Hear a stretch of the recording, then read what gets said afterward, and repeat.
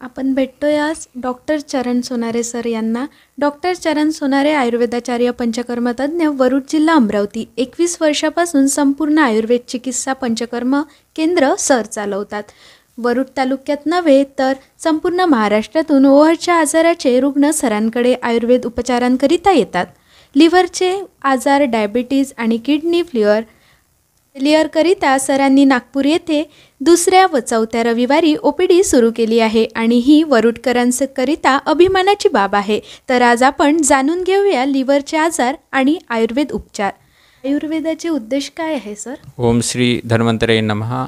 सर्वप्रथम आपल्या प्रेक्षकांना नमस्कार. ही आपण आज साधारणतः 80 मुलाखतीच्यावर आपल्या मुलाखती होऊन गेलेल्या आहेत आणि आरोग्याच्या दृष्टिकोनातून आपण संपूर्ण महाराष्ट्रासोबत वरुड तालुक्यातील नागरिकांनाही जागरूकता निर्माण व्हावी या उद्देशानं 20 वर्षापासून सतत मुलाखतीचा अखंडित प्रवाह आपण सुरू ठेवलेला आहे. तर आयुर्वेद हा तळागाळापर्यंत पोहोचावा आणि आयुर्वेदाच्या माध्यमातून संपूर्ण नागरिकांना आरोग्य प्रदान व्हावं हा ह्या मुलाखतीमागचा उद्देश. प्रत्येक वेळी आपण वेगवेगळ्या आजारांवर चर्चा केलेली आहेत. तर आज आपण लिव्हरचे आजार आणि आयुर्वेदिक उपचार याविषयी माहिती जाणून घेणार आहोत. आयुर्वेदाचा मुख्य उद्देश म्हणजे स्वस्थस्य स्वास्थ्यरक्षणम आतुरस्य व्याधी परिमोक्षः. म्हणजे फक्त आयुर्वेदाचा उद्देश ट्रीटमेंट करणे किंवा चिकित्सा करणे नसून तो प्रिव्हेंटिव्ह, प्रोमोटिव्ह आणि क्युरेटिव्ह आहेत. म्हणजे आजारी पडू नये याकरता आपण काय करायला पाहिजे आणि आजारी पडल्यानंतर आपण काय करायला पाहिजे हा दुहेरी उद्देश आयुर्वेदाने ग्रंथांमध्ये, चरक संहितेमधून, शुश्रुत संहितेमधून किंवा आयुर्वेद ग्रंथातून विशद केलेला आहे आणि तो सायंटिफिकरित्या लोकांसमोर यावा हा आपल्या मुलाखतीमागचा उद्देश आहे. फक्त आयुर्वेद हे चिकित्सा प्रणाली नसून हे जीवन जगण्याची एक शास्त्र आहे, सायन्स आहेत. या पद्धतीने आपण सर्व नागरिक जर लाईफस्टाईल मॅनेज केली तर बऱ्याच साऱ्या आजारापासून आज आपण दूर राहू शकतो आणि आपला आर्थिक व्यय जो आहे तो पण आपण वाचवू शकतो. म्हणून सुखदुःखाचं हितकर भाव समजून घेण्याचा हा आयुर्वेदाचा मुख्य उद्देश आहे. लिव्हरच्या विषयी काय माहिती सांगू इच्छिता? आयुर्वेदानुसार सर्व शरीराची काय म्हणू आपण त्याला इलेक्ट्रिक बोर्डचं जे एक हे असतं म्हणजे मेन सेंटर असतात, पॉवर हाऊस, त्याचप्रमाणे आपल्या शरीराचं पॉवर हाऊस म्हणजे लिव्हर, यकृत, त्याला पूर्वीच्या काळी कलेजा म्हणायचे. हार्टला नंतर महत्त्व दिलेलं आहे, हृदयाला. पण पहिले असं म्हणायचे की जिगर का तुकडा म्हणजे फुफ्फुस आपलं लिव्हरला म्हणायचे. हार्टला नंतर आला आहे महत्त्व. जिनमें जिगर आहे, जिगर का तुकडा म्हणजे हा जो एक शब्द सुरुवातीला वापरला जायचा तो लिव्हरसाठी वापरला जायचा. आणि लिव्हर हे आपल्या शरीरातील सर्वात मोठं ऑर्गन आहेत, ग्लँड आहेत. त्यामधनं आपल्या शरीराची मेटाबॉलिक सिस्टीम म्हणजे पचनक्रिया ही कार्यान्वित होते. ह्या लिव्हरपासून जे एक पाचक पित्ताचा स्त्राव होतो किंवा शुगरचं किंवा साखरेचं जे स्टोअर हाऊस होतं यामधनं आपल्या शरीराला नियंत्रित केलं जातं. आणि लिव्हरकडून येणाऱ्या पाचक पित्तामुळं किंवा लिव्हरच्या फंक्शनमुळं आपल्या शरीरातील बऱ्याच प्रक्रिया घडत असतात, इव्हन रक्तनिर्मितीपर्यंत. तर आपल्या शरीरातील इरिथ्रोपोएट सिंथेसिसपर्यंत ह्या लिव्हरचा आपल्याला उपयोग होत असतो. हे 150 ग्रॅमची दिसणारा ऑर्गन आपल्या शरीरामध्ये सर्वात महत्त्वाचा ऑर्गन आहेत. म्हणून लिव्हरची काळजी घेणे हे खूप महत्त्वाचे आहेत. आयुर्वेदामध्ये सर्वप्रथम लिव्हरला महत्त्व दिलेलं आहे आणि नंतर हृदयाला महत्त्व दिलेलं आहे. लिव्हरचे आजार कोणकोणते आहेत? लिव्हरचे आजार समजून घेण्याच्या पूर्वी आपण लिव्हरचे आजार होतात कशाने हे सर्वप्रथम आपण समजून घेऊयात. लिव्हरचं मेन फंक्शन आहे की कार्य जे आहे ते अन्न पचवण्याचं काम आहे. आणि अन्न पचवण्यापासून जे काही मलकिट्ट निर्मिती होते म्हणजे मेटाबॉलिझम होते, की आपण जे काही खातो पितो त्याचं डिवायडेशन करण्याचं काम हे यकृताचं आहे, त्यालाच आपण लिव्हर म्हणतो. तर लिव्हरचे आजार जनरली कशामुळं होतात हे आपण समजून घेऊया.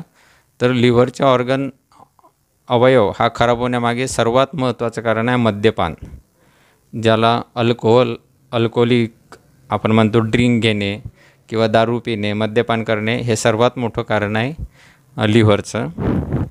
दुसरं लिव्हर खराब होण्याचं कारण म्हणजे हायपर ॲसिडिटी, सतत पित्त वाढणे. तिसरं कारण आहे अति कोलेस्ट्रॉल किंवा अधिमेदाचे पदार्थ सतत खाण्यात असणे, मांसाहार सतत करणे किंवा गोड पदार्थ खूप प्रमाणात खाणे किंवा फॅट ज्याच्यापासून निर्माण होतात अशा पदार्थांचं सतत सेवन करणे, बैठी जीवनशैली, व्यायाम न करणे किंवा स्मोकिंगचाही परिणाम लिव्हरवर होताना दिसून येतो. हे झालं आगंतुक कारणाने. किंवा जे काही व्हायरल डिसीज असतात, आपण ऐकलं असेल हिपॅटायटिस बी, हिपॅटायटिस ए, ABCD असे हेपॅटायटिसचे 5 प्रकार आहेत काविळीचे. त्या व्हायरल इन्फेक्शनमुळे सुद्धा लिव्हरचे आजार आपल्याला दिसून येतात.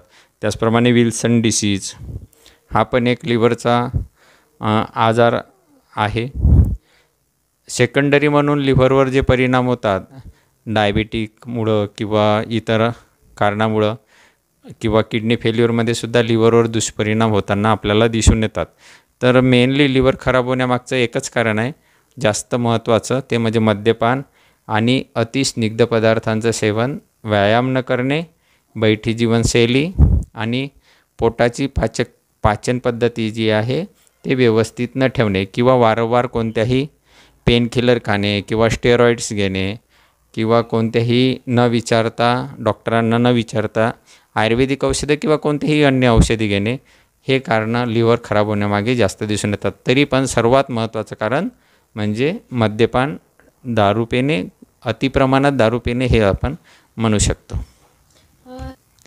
सर, लिव्हरची लक्षणे कोणकोणती आहेत? लिव्हरच्या लक्षणांमध्ये आपल्याला 2 प्रकार करता येतात. एक रुग्णसंवेद्य लक्षणे आणि दुसरे वैद्य संवेद्य लक्षणे. म्हणजे रुग्णांना जाणवणारी लक्षणे आणि डॉक्टरांना दिसणारी लक्षणे. यामध्ये जनरली लिव्हरची ही लक्षणं आहे हे पूर्वरूपामध्ये लक्षात येत नाहीत. आयुर्वेदानुसार पूर्वरूप आणि रूप असे लक्षणांचे प्रकार पाडलेले आहे. पूर्वलक्षणांमध्ये आणि रुग्णांना जाणवणारी लक्षणे रुग्णांनी समजून घ्यावे आणि त्या पद्धतीने उपचार करणे महत्त्वाचं असतं. पण बऱ्याच वेळा कसं असतं की या लक्षणांकडे दुर्लक्ष केलं जातं आणि दुर्लक्ष केल्यामुळे हे आजार तीव्र प्रकारचा आजाराचं स्वरूप घेतात. तर पूर्वलक्षणांमध्ये हायपर ॲसिडिटी, ज्याला एक कॉमन शब्द वापरले जातात, म्हणजे पोटात जळजळ होणे, अन्न उलटं येणे, त्याला रिफ्लक्स गॅस्ट्रायटिस म्हणतात.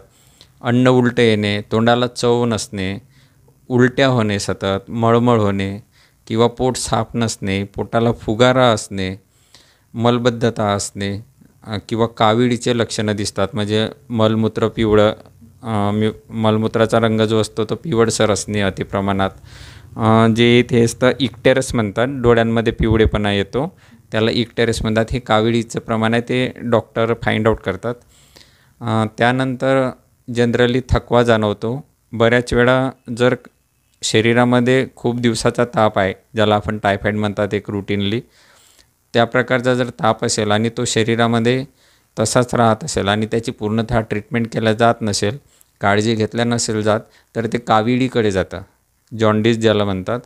आणि बऱ्याच वेळा या आपण बघतो सोसायटीमध्ये की ह्या कावीळ पूर्वीच्या लक्षणांमध्ये बरा होऊ शकतो चांगल्या पद्धतीने आयुर्वेदिक उपचार केले तर. बरेच जण ते उपचार करतात, कुठेतरी जाऊन झाडण्याचा वगैरे प्रकार करतात.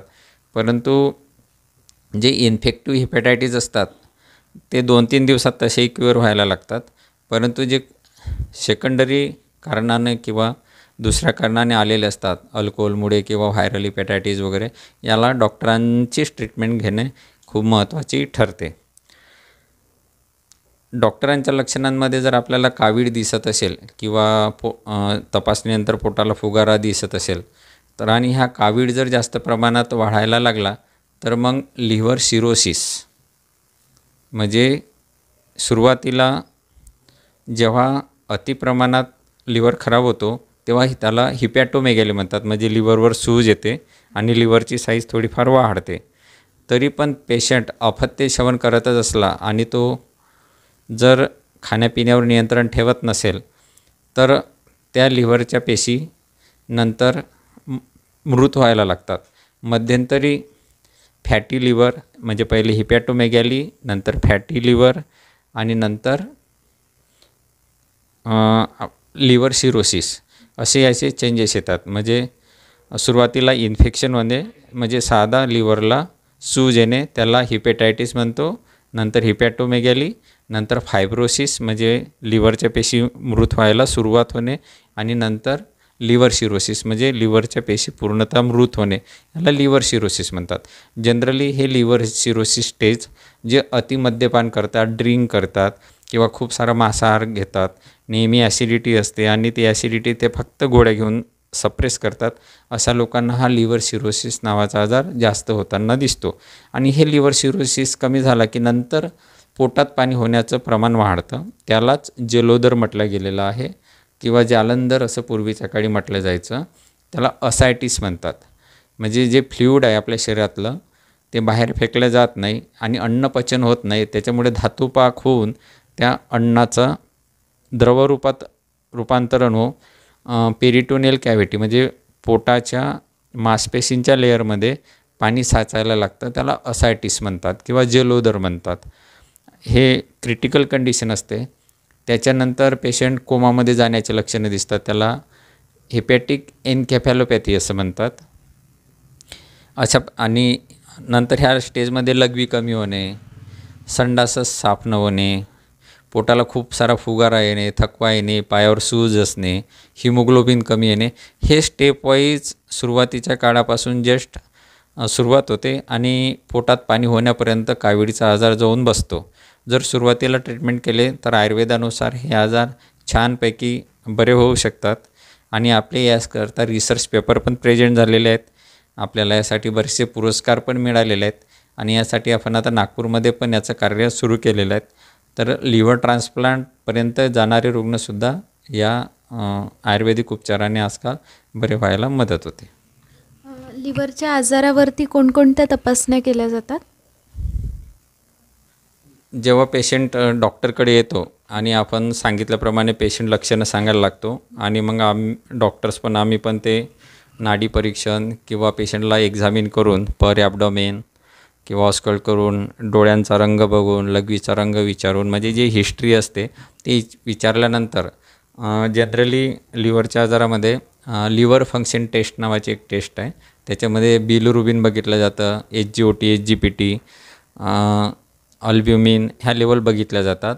एक CBC म्हणजे कंप्लीट ब्लड काउंट केला जातो, ज्याच्यामध्ये हिमोग्लोबिन कमी येतात आणि लिव्हरच्या आजारामध्ये जनरली प्लेटलेट कमी होताना आपल्याला दिसून येते.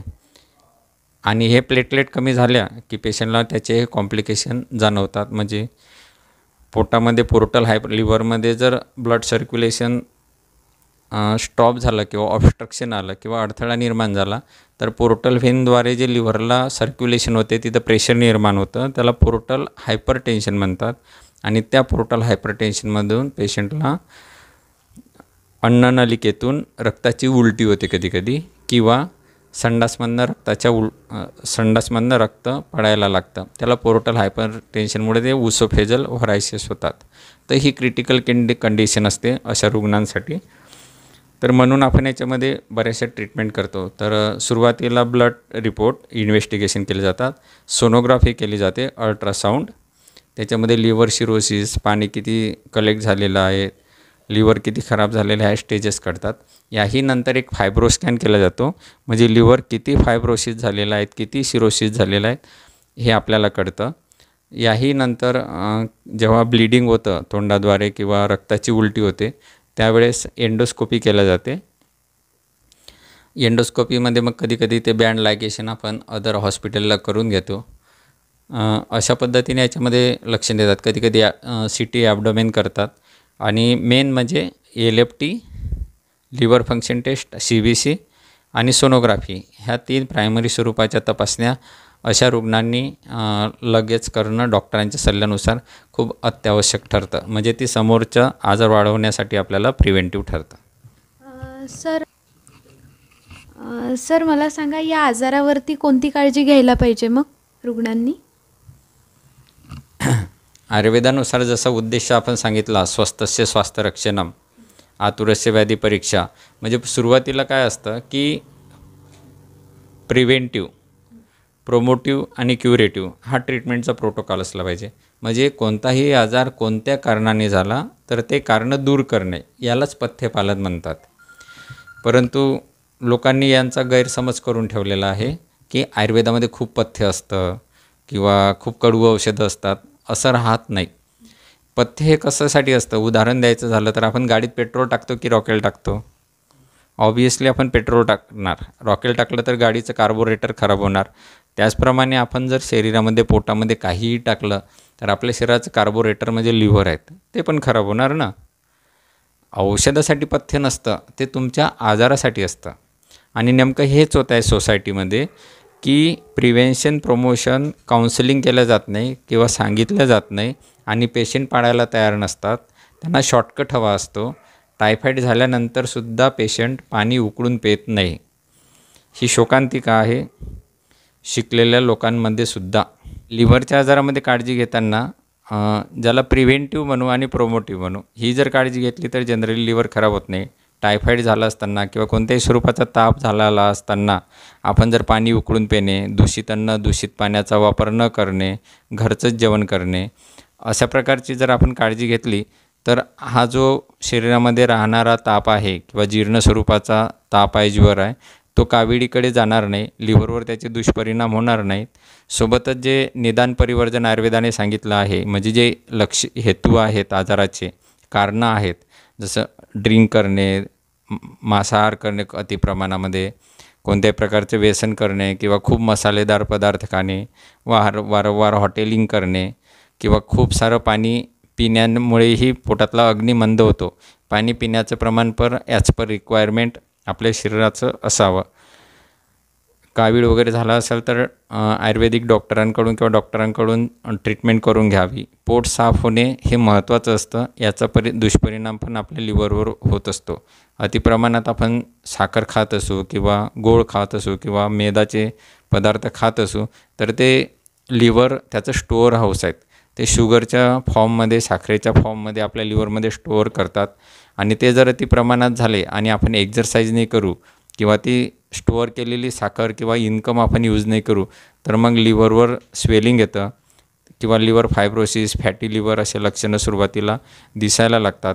म्हणून साधे इकॉनॉमिकल भाषेमध्ये आपण हे बोलायचं झालं तर जर आपलं अर्निंग 5 रुपये आहे तर आपलं लॉस किती म्हणजे एक्सपेन्शन पण असायला पाहिजे.